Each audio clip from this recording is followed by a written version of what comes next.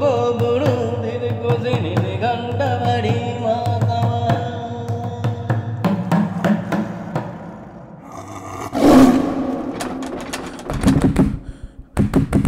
গুপ্ত গুপ্ত ভগবানের দোয়ায় দরজা খোলো, দরজা খোলো শিগগির গুপ্ত। ঠক ঠক করে একটা আওয়াজ ঘরের কাছ থেকে দূরে সরে যেতে লাগলো। তারপর কুঠির সিঁড়ির উপরে শব্দ শুনলুম, ঠক ঠক ঠক। খানিক পরে অনেক দূর থেকে আবার সেই বিশ্রী হাসি শোনা গেল। সে হাসি অমানসিক, শরীরে রক্ত যেন জল করে দেয়।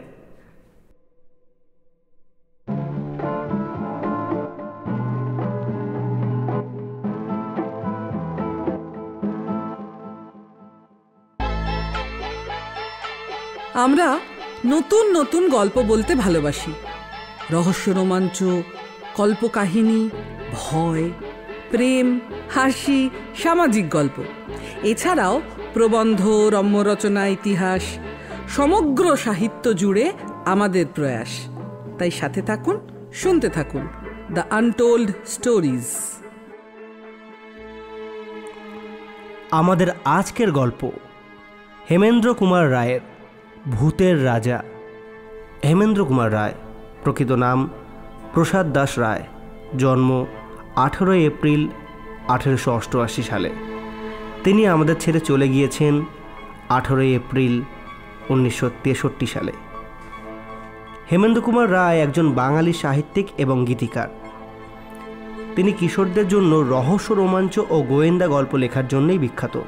তার কয়েকটি গল্প ও উপন্যাস চলচ্চিত্রায়িত হয়েছে।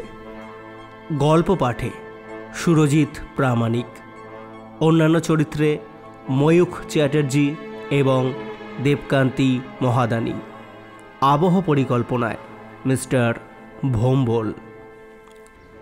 শুরু করছি আমাদের আজকের গল্প ভূতের রাজা।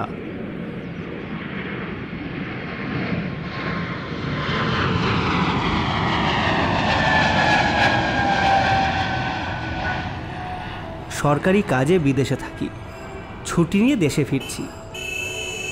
সাঁওতাল পরগনায় যে জায়গায় আমার কর্মস্থল ছিল, সেখান থেকে রেল স্টেশন যেতে হলে প্রায় 30 মাইলের ওপর পথ পার হতে হবে। পাহাড়ি পথ, 1 মাইল হচ্ছে 2-3 মাইলের ধাক্কা। তার উপরে রাতের বেলায় পথে বাঘ ভাল্লুকের সঙ্গে আলাপ হওয়ার সম্ভাবনাও কম নয়। সকালবেলা বেরোলে মাঝপথে সন্ধ্যা হবেই হবে, তখন একটা আশ্রয় দরকার। মাঝপথের কাছাকাছি স্থানীয় একটা শিকার কুঠি ছিল। রাজা বা তার বন্ধুরা শিকারে বেরোলে এই কুঠি হতো তাদের আস্থানা। রাজার ম্যানেজারের সঙ্গে আলাপ ছিল, তাকে গিয়ে অনুরোধ জানালুম, ম্যানেজার বাবু, বলছিলাম যে এই শিকার কুঠিতে একটা রাতের জন্য আমায় মাথা গোঁজবার জায়গা করে দিতে হবে। তা ম্যানেজার আমায় বললেন, এখন শিকারের সময় না, কুঠি খালি পড়ে আছে। আপনি 1 রাত কেন, 1 মাস থাকতে পারেন। এখানকার পুলিশ সুপারিনটেন্ডেন্ট টেলার সাহেবও আজ রাতটা সেখানেই বিশ্রাম করবেন। কুঠিতে আরও ঘর আছে, আপনার থাকার অসুবিধা হবে না। কিন্তু কি? কিন্তু আপনি সেখানে থাকতে পারবেন কি? হ্যাঁ, কেন পারবো না? না মানে লোকের মুখে শোনা কি কুঠিতে না কি অপদেবতার ভয় আছে। অপদেবতা? হ্যাঁ, অপদেবতা ছাড়া আর কি বলবো। কুঠির পাশেই শালবনের ভেতরে সাঁওতালদের এক ভুতুড়ে দেবতা আছে। সেই দেবতা নাকি ভূতের রাজা। তার ভয় সাঁওতালরা পর্যন্ত সন্ধ্যার পর ওপার আর মারায় না। তারা বলে তাদের দেবতা নাকি রাতের বেলায় কুঠির ভেতরে ঘুমাতে আসে। আমি হো হো করে হেসে উঠলুম। কি? আচ্ছা, বেশ তো মানুষ হয়ে দেবতার সঙ্গে না হয় রাত্রিবাস করব, এটা তো মস্ত পুণ্যের কথা। ম্যানেজার বাবু, আমি রাজি। এই শুনে ম্যানেজার বললেন, আর দেখুন, আমি অবশ্য ওসব ছেলে মানুষের কথায় ততটা বিশ্বাস করি না, তবু বলা যায় না, তাই না? যথাসময়ে ডুলিতে চড়ে রওনা হয়ে সন্ধ্যার কিছু আগেই শিকার কুঠিতে পৌঁছলুম। ডুলি বেয়ারারা বলে গেল মাইল 3 তফাতে একটা গাঁয়ে গিয়ে তারা আজকে রাতটা কাটাবে, এখানে থাকবে না, কাল সকালে আবার ডুলি নিয়ে আসবে। কুঠির বারান্দায় একখানা বেতের চেয়ারে বসে টেলার সাহেব তামাকের পাইপ টানছিলেন। সাহেবের সঙ্গে আমার বেশ পরিচয় ছিল। আমাকে দেখে সাহেব বললেন,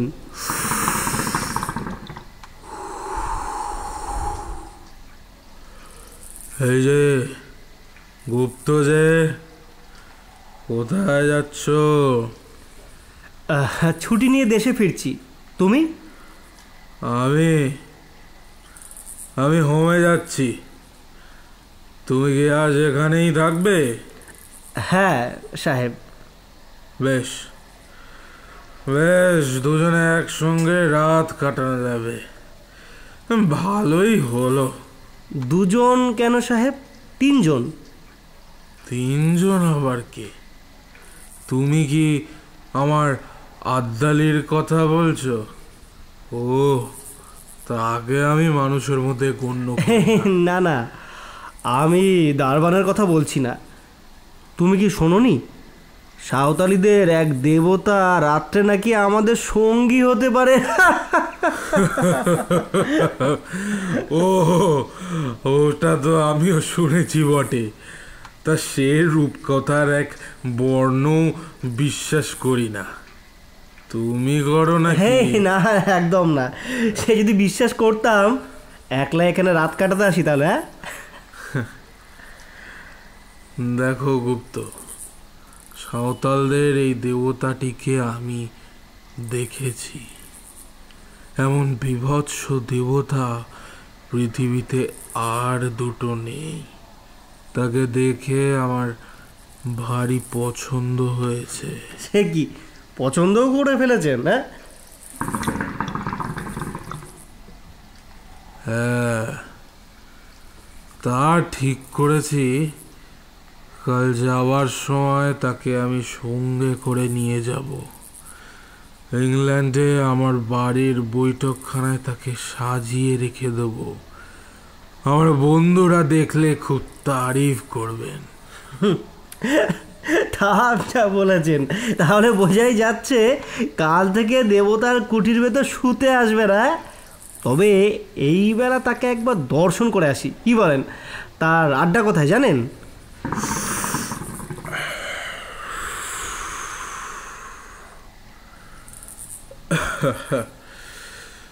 ওই যে ওইখানে, মিনিট খানেকের পথ। পায়ে পায়ে এগিয়ে গেলুম। কুঠির পাশেই অনেকগুলো শালগাছ দল বেঁধে দাঁড়িয়ে আছে। তাদেরই ছায়ায় একটা পাথরের ঢিপির উপরে মানুষের মতো উঁচু একটা মূর্তিকে দেখতে পেলুম। মূর্তিটা রং করা কাঠের। তার দেহ মানুষের মতো বটে, কিন্তু তার মুখ দানবের মতো প্রকাণ্ড। আর সে মুখের ভাব কি ভয়ঙ্কর! দেখলে বুকের কাছে কেমন ছ্যাঁত ছ্যাঁত করে ওঠে। আর মাথার চুলগুলো সাপের মতো ঝুলছে, কান দুটো হাতির মতো বড়, মুখখানা খানিক সিংহ আর ভাল্লুকের মতো। দুটো গোল গোল কাঁচের চোখ আগুনের মতো জ্বলছে। হ্যাঁ, দেখলাম হাঁ করা বড় বড় দাঁতলা মুখের ভিতর থেকে রাঙা টকটকে লকলকে জিভের আধখানা বাইরে বেরিয়ে পড়ে ঝুলছে। কাঁধ ও মুন্ডের মাঝখানের গলাটা দেখলে মনে হয় কে যেন একখানা লিকলিকে সরু বাখারির উপর মুখখানাকে বসিয়ে দিয়েছে। হাত দুখানা বাঘের মতো থাবা। কোমরের কাছ থেকে পা পর্যন্ত দেহের কোনো অঙ্গ দেখা যাচ্ছে না। কাঠকে কুঁদে আর কোনো অঙ্গ গড়াই হয়নি। মূর্তির গায়ের রং আল কাতরার মতো কালো, আর মুখের রং খানিক সাদা, খানিক তামাটে ও খানিক হলদে। ভাবলুম, এ মূর্তি যদি সত্যি সত্যি রাত্রে কুঠির ভিতরে আসে তাহলে আমাদের ঘুম এ জীবনে আর ভাঙবে না। ধীরে ধীরে কুঠির দিকে ফিরে এলুম। টেলর পশ্চিম আকাশের দিকে তাকিয়ে কি যেন দেখছিল। আমাকে দেখে সে বলল, গুপ্ত, খুব ঝড় বৃষ্টি আসছে, ওই দেখো। সত্যি কথা, পশ্চিমের আকাশখানা আচম্বিতে ঠিক যেন কালো কোষ্ঠী পাথর হয়ে গেছে। ঝড় উঠতে আর দেরি নেই। ঝড় এসে সমস্ত অরণ্যকে জাগিয়ে দিয়ে গেছে। এখন বৃষ্টি পড়ছে মুষলধারে। অনেক রাত। টেলরের নিমন্ত্রণ পেয়ে তার সঙ্গে গল্প করতে করতে অনেকক্ষণ আগে ডিনার খেয়েছি। এখন টেলর তার ঘরে শুয়ে হয়তো দিব্যি আরামে নিদ্রা দিচ্ছে, কিন্তু আমার চোখে ঘুম নেই। ভূত টুত কিছুই আমি মানি না, তবু কেন জানি না মনটা কেমন খুঁতখুত করছে। রাজার সেই ম্যানেজারের কথাগুলো আর সাঁওতালি দেবতার সেই ভয়ঙ্কর মুখখানা মনের ভিতর দিয়ে ক্রমাগত আনাগোনা করে চলেছে। যত তাদের ভুলবার চেষ্টা করছি আজে বাজে নানান কথা ভেবে, তত তারা মনের উপর চেপে বসছে, নরম মাটির উপরে ভারী পায়ের দাগের মতো। বাইরে বৃষ্টি ঝরছে, মাঝে ঝোড়ো দমকা হাওয়া বইছে, যেন কোনো শত্রুকে অভিশাপ দিচ্ছে। তারই ভেতর থেকে একবার শুনলাম হায়নার অট্টহাসি, একবার শুনলাম শৃগালদের মায়া কান্না, আর একবার শুনলাম বাঘের গর্জন। হঠাৎ আমার ঘরের দরজার উপর একটা দুমদুম করে আঘাত হলো। ধর্মর করে আমি বিছানার উপর উঠে বসলুম। সে কি আসছে? হ্যাঁ, সে কি আসছে? দরজার উপরে আর কোনো আঘাত হলো না। ঝোড়ো হাওয়ার ঝাপটায় দরজা নড়ে উঠেছে নিশ্চয়ই। নিজের কাপুরুষতার জন্য মনে মনে নিজেই লজ্জিত হয়ে আবার শুয়ে পড়বার চেষ্টা করছি।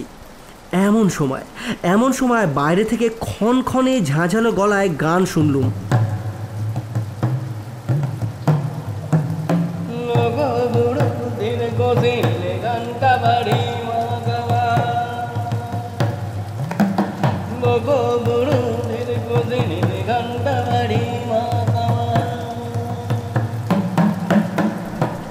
এ তো সাঁওতালি ভাষা, নিশ্চয়ই কোনো সাঁওতালি গান গাইছে।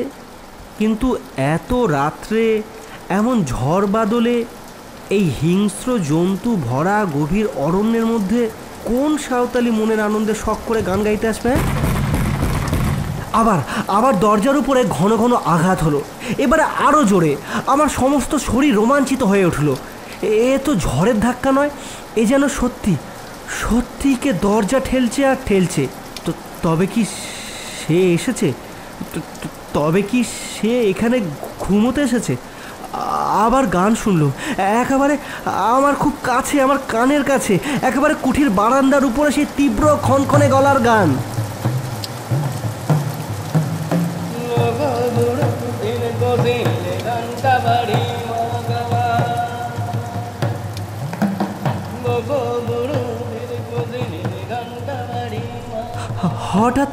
হঠাৎ উল্টো বিপদ। কুঠির ভিতর দিককার দরজায় ঘন ঘন আঘাত হলো। ভিতরে বাইরে বিপদ দেখে প্রায় যখন হাল ছেড়ে দিতে বসেছি, এমনি সময় শুনলাম, গুপ্ত, ভগবানের দোহাই দরজা খোলো শিগগির, গুপ্ত। এ তো টেলরের গলা। ওয়ান, বাঁচলুম। তাড়াতাড়ি উঠে গিয়ে দরজা খুলে দিলাম। টেলর হুড়মুড় করে ঘরের ভিতরে ঢুকে পড়ল। তার চোখ মুখ পাগলের মতো, তার হাতে বন্দুক। আমি তার দু হাত চেপে ধরে বললুম, মিস্টার টেলর, হয়েছে কি? এত রাত্রে কি দরকার তোমার? টেলর দেয়ালে ঠেসান দিয়ে দাঁড়িয়ে বলল, গুপ্ত, আমার ঘরের দরজায় ক্রমাগত কে লাথি মারছিল আর গান গাইছে। আচ্ছা, তুই কি আমার ঘরের দরজার কাছে গিয়ে অনেক ডাকছিলে? না, আমি আমার বিছানা ছেড়ে এক পাও নড়িনি, কিন্তু জানেন, আমার ঘরের দরজা কি যেন কড়া নাড়ছে আর গান গাইছে। ওই শোনো। দুমদুম করে আমার ঘরের দরজায় আবার দুবার প্রচণ্ড আঘাত হলো। সেই সঙ্গে সঙ্গে সেই গান। গোজিনে ঘন্টা বাড়ি আচমকা আচমকা আবার একটা ঝড়ের ঝাপটা এসে দরজা জানলার উপরে আছড়ে পড়ল এবং এবং সঙ্গে সঙ্গে একখানা খড়খড়ি দুম দাম করে খুলে গেল।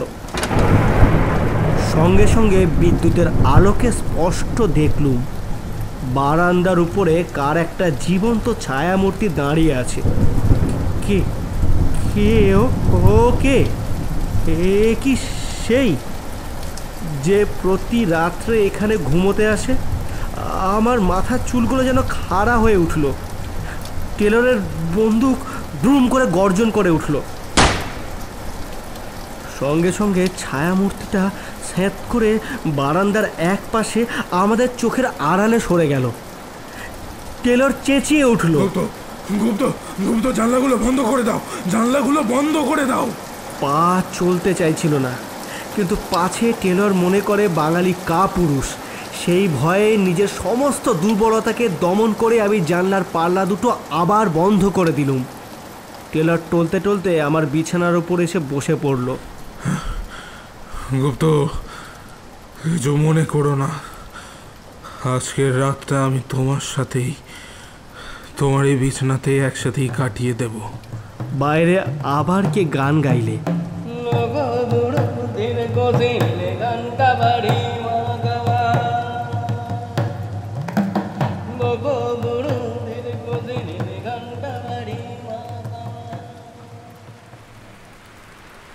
সকালবেলা, কিন্তু তখনও সমানভাবে বৃষ্টি অঝরে ঝরেই চলেছে। আস্তে আস্তে দরজা খুলে বারান্দায় এসে দাঁড়ালুম। সারা আকাশখানা যেন কালো মেঘের ঘেরা টোপ দিয়ে ঢাকা। সূর্যকে যেন আজ কোনো অন্ধকার গ্রাস করেছে। যত দূর নজর চলে খালি দেখা যায় অরণ্য শ্যামল তরুণ বিরাট সভা আর শৈলমালার সর্বোন্নত শিখর, এবং তারই ভিতরে এসে পড়েছে তীরের চকচকে ফলার বৃষ্টির অশ্রান্ত ধারাগুলো। কোথাও পশু পক্ষী কীটপতঙ্গ বা কোনো জীবের চিহ্ন পর্যন্ত নেই। পথের উপর দিয়ে ক্রুদ্ধ জলস্রোতে যেন কোন অদৃশ্য শত্রুকে বেগে আক্রমণ করতে ছুটে চলেছে। হঠাৎ বারান্দার এক কোণে চোখ গেল। কাপড় মুড়ি দিয়ে কে একজন শুয়ে রয়েছে। আমি কাছে গিয়ে ডাকলুম, এই এই কে তুমি? হেই ওঠো, কে তুমি?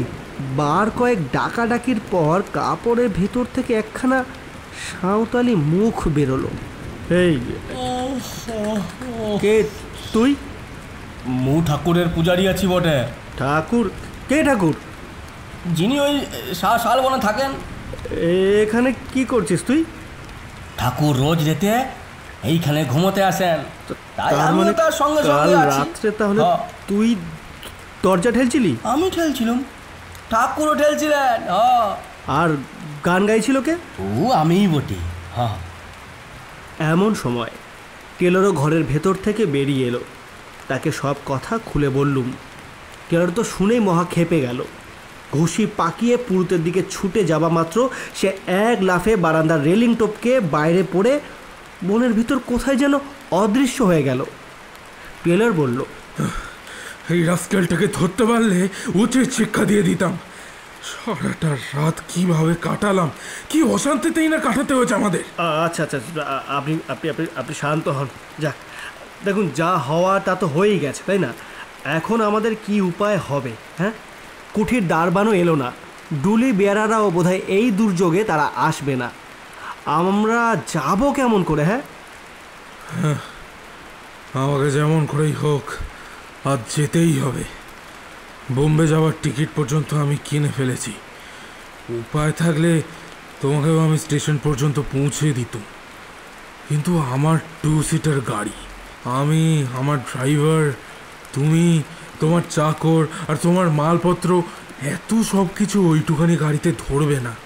কাজেই যেতেই হবে। ট্রেলার তার ড্রাইভারকে ডাকে। ড্রাইভার এসে সেলাম করে। তারপর ট্রেলার তাকে বুঝিয়ে বলে, আমার মালপত্র সব গুছিয়ে নিয়ে গাড়িতে তোলো। তারপর শালবন থেকে সেই কাঠের পুতুলটা তুলে নিয়ে এসো। এক মিনিট, পুতুল কাঠের মানে তুমি কি সত্যি ওই পুতুলটা ইংল্যান্ডে নিয়ে যেতে চাও? হ্যাঁ হ্যাঁ, নিশ্চয়ই। আমার যেই কথা সেই কাজ। আবার রাত এলো, বৃষ্টি এখনও থামেনি। আমি এখনও কুঠিতে বন্দি হয়ে আছি। কেলার চলে গেছে এবং যাবার সময় সাঁওতালিদের ভূতের রাজাকেও সঙ্গে করে নিয়ে গেছে। সে আর এই কুঠির ভিতরে ঘুমোতে আসবে না। চোখে ঘুম আসছিল না। একখানা ইংরেজি নোভেল বার করে পড়তে বসলুম। ঘণ্টা দেড়েক পরে তন্দ্রার আবেশ এলো। আলোটা কমিয়ে দিয়ে শয়নের উপক্রম করছি, এমন সময় শুনলুম বাইরে সিঁড়ির উপরে আওয়াজ হলো, ঠক ঠক ঠক ঠক, ঠিক যেন কাঠের আওয়াজ। ঠক ঠক করতে করতে আওয়াজটা আমার ঘরের কাছে এলো। তারপর দরজার উপরে শুনলুম ধাক্কার পর ধাক্কা। কি আপদ! হ্যাঁ, টেলর তো পুতুলটাকে নিয়ে গেল। কোন সকালে বিদায় হয়েছে পুতুলটাকে নিয়ে, এই আবার কে জ্বালাতে এলো? নিশ্চয়ই সে সাঁওতালি পুরুত বেটা। সে হতভাগা রোজ রাত্রে এইখানে আরাম করে ঘুমোয় আর চারিদিকে রটিয়ে দেয় কুঠির ভিতরে ভূতের রাজা শুতে আসবে। ধাক্কার জোর ক্রমেই বেড়ে চলল। একবার ভাবলুম দরজা খুলে পুরুতটাকে লাথি মেরে তাড়িয়ে দিই। তারপর মনে হলো সে কাজ ঠিক হবে না। এই দুর্যোগে বিজন জঙ্গলের ভিতর রাত্রে একলা এখানে আছি, যদি কোনো দুষ্ট লোক কুমতলবে এসে থাকে। বন্দুকটা নিয়ে দরজার কাছে গিয়ে দাঁড়ালুম। দরজার এক জায়গায় একটা ছেঁদা ছিল। বন্দুকের নলটা সেইখানে রেখে চেঁচিয়ে বললুম, কে আছো? চলে যাও, নইলে এক্ষুনি আমি গুলি ছুড়ব। কোনো জবাব এলো না। দরজার উপরে ধাক্কা থামল না। এখনো আমার কথা শোনো, নইলে নইলে বিপদে পড়বে। বাইরে বিশ্রী গলায় কে যেন হাসতে লাগলো।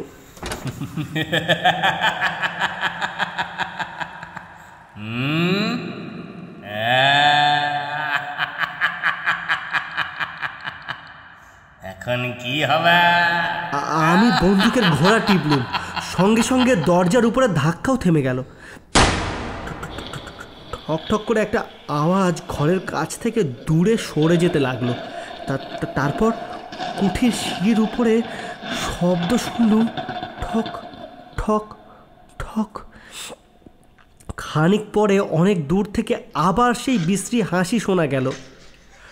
সে হাসি অমানসিক, শরীরে রক্ত যেন জল করে দেয়। শেষ রাত্রে জল ধরে গেল।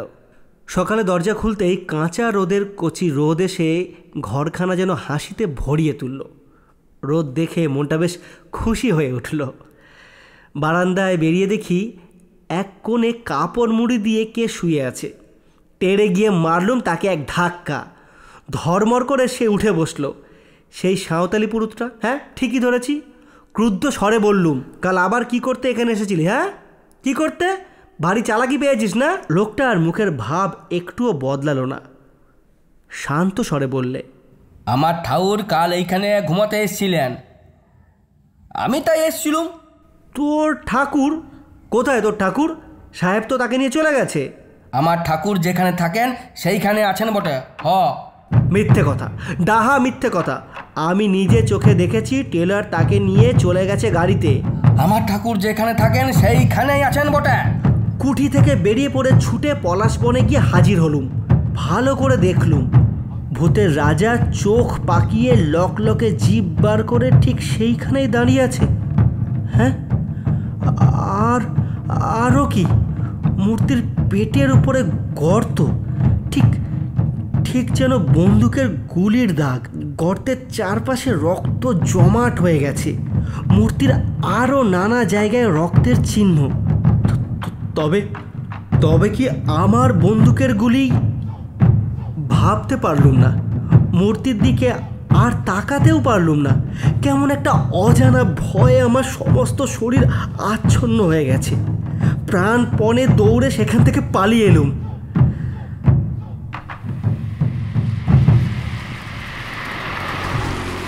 কলকাতায় ফিরে এসেই খবরের কাগজে বিবরণ পড়লুম। সাঁওতাল পরগনায় police superintendent mister J Taylor কর্মী হইতে অবসর লইয়া বিদেশে যাইতেছিল, কিন্তু পথের মধ্যে এক বিপদে পড়িয়া খুব সম্ভবত তিনি প্রাণ হারাইয়াছেন। স্থানীয় জঙ্গলের ভিতরে তাহার মোটর গাড়ি পাওয়া গিয়েছে।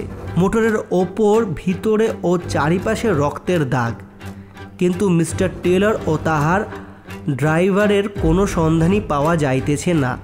পুলিশ সন্দেহ করিতেছে মিস্টার টেলর ও তাহার ড্রাইভারকে ব্যাঘ্র বা অন্য কোনো হিংস্র জন্তু আক্রমণ করিয়াছে। নিকটস্থ জঙ্গলে এক নরখাদক ব্যাঘ্রেরও খোঁজ পাওয়া গিয়েছে। সেই ভুতুড়ে মূর্তির গায়ে যে রক্তের দাগ লেগেছিল, তাহলে সেই রক্ত হচ্ছে হতভাগ্য টেলরের আর তার ড্রাইভারের গায়ের রক্ত। এবং সেই সাঁওতালি পুরুষরা নিশ্চয়ই কোনো গতিকে খবর পেয়ে ভূতের রাজাকে আবার শালবনে ফিরিয়ে এনেছিল। মনকে এই বলে প্রবোধ দিলুম বটে, কিন্তু প্রতিজ্ঞা করলুম শিকার কুঠিতে আর কখনো রাত্রিবাস করব না।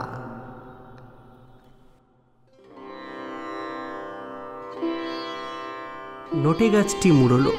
আপনি তো শুনলেন, আপনার বন্ধুরাও শুনছে তো? আপনার বন্ধুদের জানিয়ে দিন দ্য আনটোল্ড স্টোরিজ আবার নতুন গল্প নিয়ে হাজির হচ্ছে। দ্য আনটোল্ড স্টোরিজের দর্শকদের জন্য একটি খুশির খবর। আগামী 10 অগস্ট অর্থাৎ রবিবার বনগাঁ ধুলাউড়ানিয়ার 9তম প্রযোজনা ধূসর মঞ্চস্থ হতে চলেছে তৃপ্তি মিত্র নাট্যগৃহে। আপনারা আসুন, নাটকটি দেখুন, নাটকের পাশে থাকুন।